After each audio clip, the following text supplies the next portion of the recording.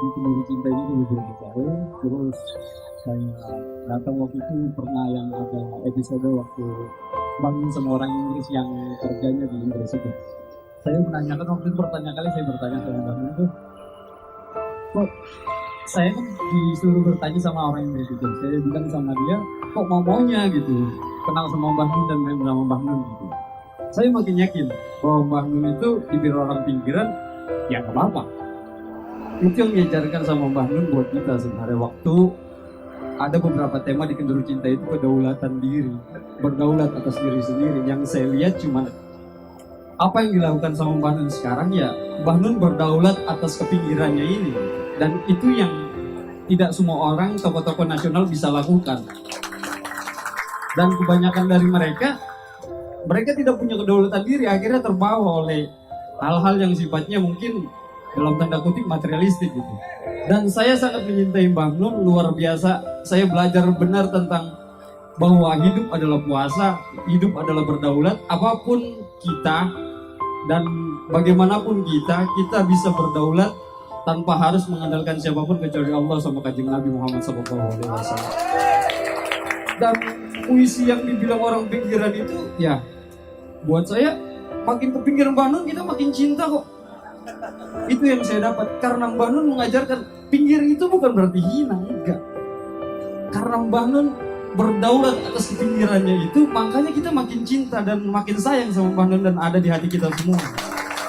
Jadi ada di situasi yang dipinggirkan di lingkungan atau di lingkungan pekerjaan ngerasa gue dipinggirin sama teman-teman gue atau dipinggirin sama atasan gue, selama kita masih berdaulat dan konsep puasa ngerem ngegas dalam hidup itu masih kita pegang, saya meyakini. Dan itu saya belajar dari Mbah Nun beberapa tahun ini di Kenduri Cinta. Makasih Kenduri Cinta, makasih Mbah Nun. Saya nggak tahu Mbah Nun itu dulu siapa. Bahkan saya nggak tahu bahwa di Reformasi 98 ada orang yang namanya MH Ainun Najib yang ketemu sama Pak Harto. Saya nggak tahu MH Ainun Najib itu siapa. Dan akhirnya saya mengetahui di Kenduri Cinta, dan itu nggak buat saya bangga-banggain juga gitu. Mbah Nun selalu mengadarkan sama kita, kalau kamu kultus sama saya copot celana nih. Dan itu yang buat kita, kok ada ya orang yang mau tidak dikultuskan padahal banyak orang mengakui itu gitu. Ini benar-benar ekstrim dan ini luar biasa gitu. Ini akhirnya bentuk kecintaan kita yang ada, ya nggak apa-apalah mau dibilang pinggir, mau dibilang apa gitu. Bahwa yang saya yakin Mbah Nun sedang berpuasa sepanjang hidupnya itu aja. Kalaupun Mbah Nun harus berbuka, nanti biar Allah yang kasih jalan, karena itu yang sering diajarkan sama Mbah Nun buat kita. Setidaknya saya bangga tahu Mbah Nun. Saya orang Timur, saya ada keturunan Jawa sedikit dan saya bangga akan ketimuran dan kejawaan saya. Bahwa Mbah Nun suka bilang, wong Jawa itu, kadang-kadang orang Timur suka itu juga, Mbah. Kok orang Jawa aja gitu. Dan saya pahami itu dari Mbah Nun, benar-benar ternyata orang Timur, orang Jawa adalah orang Indonesia. Semuanya saudara-saudaraku Kenduri Cinta. Saya bangga dan cinta sama Mbah Nun sampai ya saya mudah-mudahan saya bisa berpuasa dan berdaulat atas diri saya. Doain saya Mbah Nun dalam proses berjalan lebih banyak. Assalamualaikum warahmatullahi wabarakatuh. Saya mohon izin menanggapi ini. Sebelumnya tadi ada satu ya, supaya langsung nyambung pikirannya. Yang pertama, kalau saya pakai pamrih pribadi, saya memang menunggu kalimat murni dari Anda seperti itu. Jadi Anda tidak perlu terganggu oleh pendapat orang tentang Anda, caci maki orang tentang Anda konsentrasi pada apa yang Anda yakini, yang Anda berdaulat atas itu, dan Anda terus kerja, Anda terus berjalan. Itu yang sebenarnya saya mau cek malam hari ini. Dan pelan-pelan akan muncul seperti itu. Ini Jawa dan Timur. Timur mana? Timurnya Alor. Alor ya, Alor. Sahabat karib saya juga orang dari Polres ya. Sahabat yang sekarang di Malaysia itu ya, yang pernah datang ke Makmum. Pertama, yang kedua gini Mas, Anda kan tidak bisa menghadapi medsos itu, wong itu bukan urusan orang yang bisa face to face. Diajak diskusi juga nggak mau ya toh. disuruh tampil terbuka juga tidak mau. Jadi berarti dia bukan urusan akal sehat, dia urusan bawah sadar. Jadi Anda serahkan itu kepada penghuni bawah sadar, yaitu para malaikat yang kita tarik supaya dengan cara berzikir, dengan cara ingat terus, dengan cara istiqomah terus.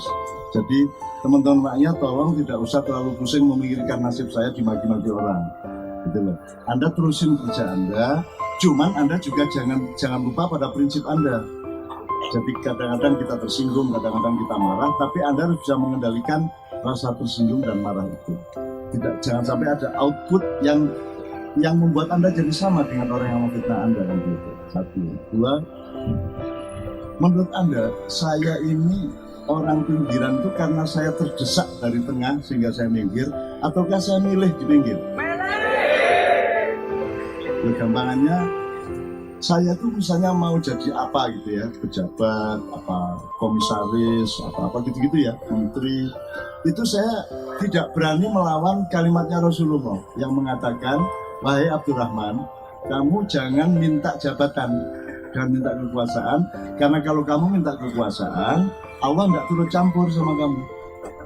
Nah kan saya takut kalau Allah tidak turut campur pada hidup saya, dan gitu. Kok begitu? Kan Anda sama istri kan tidak bisa bikin ereksimu sendiri, tidak bisa kan? Itu kan kehendak Allah, kan gitu. Kok jamu ini kayak apa, kok tambah mengkerut ya, karu-karuan gitu.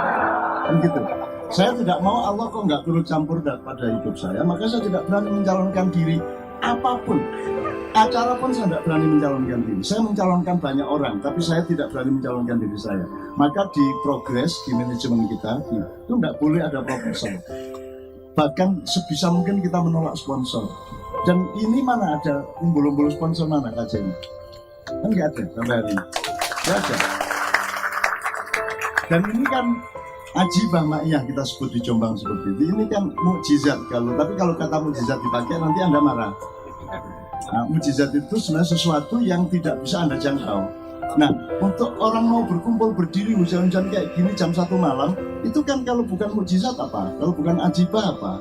Nah, saya pilih kata ajibah. Ini semua bukan karya saya dong. Nggak mungkin saya mampu bikin acara. Berapa tahun ini Kak? 19 tahun. Pada bulan 24 tahun.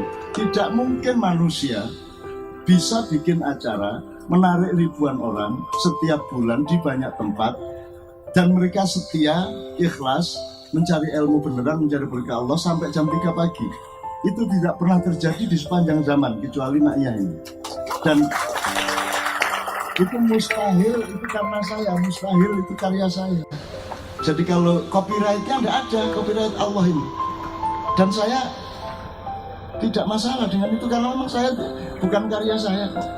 Kalau ya, oke. Kita berlo terus kira. Ya Mas ya. Oke, jadi Anda tahu ya bahwa saya mau memilih seperti ini. Jadi saya tidak saya tuh saingan aja tidak mau kok. Saingan tuh tidak mau saya khawatir menang gitu loh. Gitu. Saya tidak mau, betul-betul saya tidak mau. Maka saya tidak punya tempat dimanapun karena semua orang tidak akan mengizinkan saya ada di sekitarnya dalam suatu konstelasi. Dan saya sadar itu, bukan berarti saya tersingkirkan gitu loh. Andaikan saya disingkirkan juga baik kok. Andaikan saya itu didolimi ya baik kok. Kan pun magluman wala takun doliman. Kalau Anda harus memilih di antara dua, Anda memilih dianiaya daripada menganiaya, memilih disikut daripada mengikut. Makanya Mbak Fia itu kan sering ditanya teman-temannya, Mbak kok bisa terus sampai tenang aja, wong Cak Nun difitnah terus-menerus dari dulu. Terus Mbak Fia bilang, loh, apa yang harus saya susahkan? Kan dia difitnah. Kalau Cak Nun yang memfitnah baru saya stres, kan gitu. Kalau Cak Nun difitnah kan kita jadi punya piutang, mereka yang punya utang, dan semua orang yang punya utang kan pasti bayar, kan gitu. Nah, debt kolektornya Israel. Kan gitu. Jadi kenapa? Saya dapat piutang kok, saya dapat saldo ya Mas.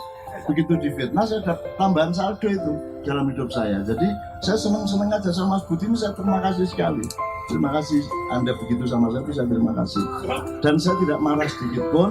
Cuman kalau saya tiba-tiba muncul dalam mimpimu, jangan salahkan saya.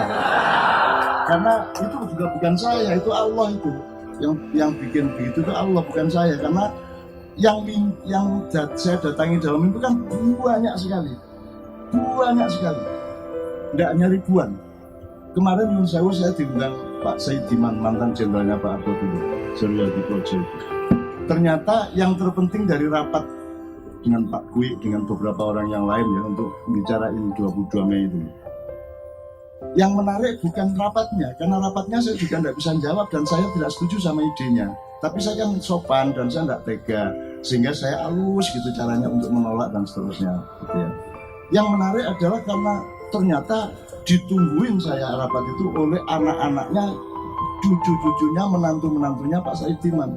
Terus mereka begitu selesai langsung saya diserbu foto bareng mereka, dan mereka bilang, Cak Nun tuh nyimpiin saya terus loh. Cak Nun tuh asal saya punya masalah, terus saya mimpi ketemu Cak Nun jawab.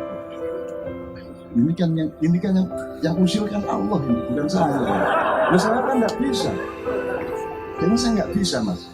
Jadi kita itu di dalam Allah, Mas. Jadi tolong ini pengertian ini, kita bukan bersama Allah saja, kita di dalam Allah. Bukan kita bersama Allah di alam semesta, enggak. Kita di dalam Allah, karena Allah jauh lebih besar tak terhingga dibanding alam semesta dan kita. Jadi itu namanya Vina. Nah itu kami Allah. Barang siapa berjihad di dalamku, maka aku akan kasih jalan.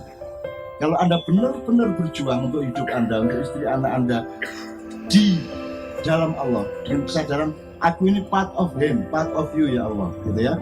Maka Allah selalu kasih jalan Anda.